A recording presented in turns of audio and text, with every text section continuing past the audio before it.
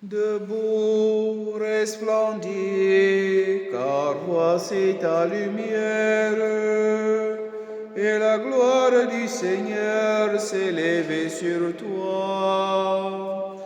Debout, resplendis, car voici ta lumière. Chers frères et sœurs, loué soit Jésus-Christ. Amen. Aujourd'hui, 6 janvier, nous célébrons l'épiphanie du Seigneur et nous méditons le livre du prophète Isaïe au chapitre 60, des versets 1 à 6, le psaume 71, la deuxième lecture tirée de la lettre de Saint Paul apôtre aux Éphésiens au chapitre 3, des versets 2 à 6, et l'évangile de Saint Matthieu chapitre 2, des versets 1 à 12. Isaïe nous parle ou nous présente des somptueuses images orientales où il décrit la Jérusalem comme la plaque tournante du monde.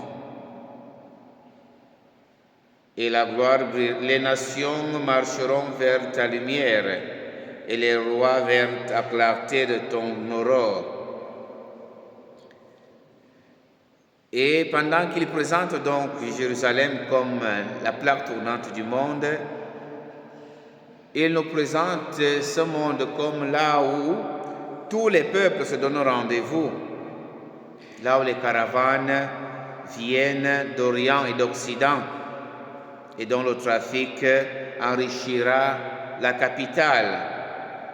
Pourtant, Jérusalem, la cité, ici, n'est plus le carrefour commercial d'autrefois, et sa splendeur passée est bien oubliée. Mais son déclin nous oblige aujourd'hui à penser à autre chose, à considérer la vraie richesse de Dieu, à considérer la vraie richesse de la Jérusalem d'aujourd'hui. C'est que la vraie richesse, ton Dieu rayonne. Le Dieu de Jérusalem rayonne sur le monde. Et c'est ça qui fait l'espérance des peuples. Le Seigneur rayonne dans le monde avec sa lumière. Le Seigneur descend dans le monde pour chasser les ténèbres de ta vie, pour chasser les ténèbres de ma vie. Et c'est ça qui fait la nouveauté de la Jérusalem aujourd'hui. La Jérusalem qui est ton cœur, qui est ta famille, qui est ton pays, qui est le monde entier, qui a besoin de la lumière de Dieu pour repousser les ténèbres. Et nous pouvons penser à une église servante et pauvre, telle que souhaitée par le Concile, où on a la véritable manifestation du Christ, loin de tout ce qui peut être dispersion aujourd'hui.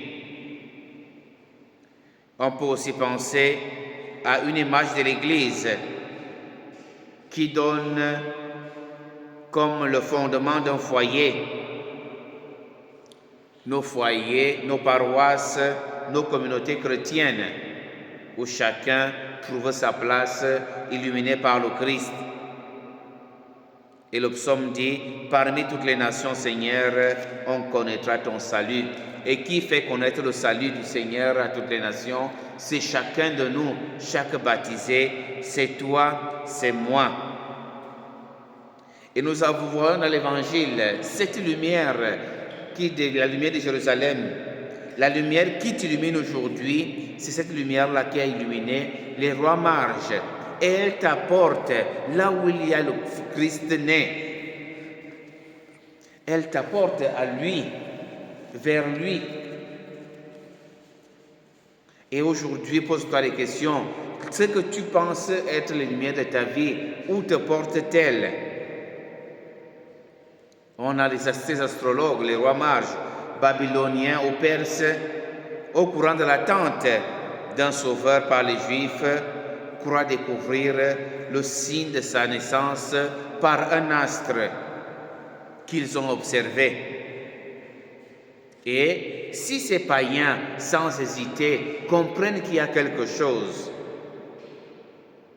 et tout de suite se lèvent, prennent des dons pour aller offrir à cet enfant-là, pourquoi toi aujourd'hui, qui ne doute plus de l'existence de Dieu, qu'il sait qu'il est né, qu'il est vivant, pourquoi tu ne te lèves pas et tu prends ce que tu as de plus cher pour offrir à Dieu, pour reconnaître sa Seigneurie, pour bénéficier de sa lumière. Demande au Seigneur de descendre dans ta vie comme la lumière.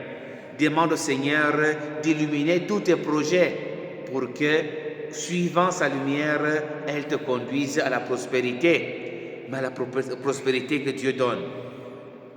Que sa lumière te conduise à la richesse beaucoup plus grande qui est lui-même.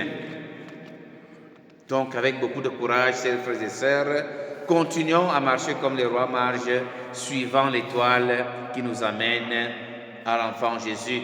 Loué soit Jésus-Christ. Amen.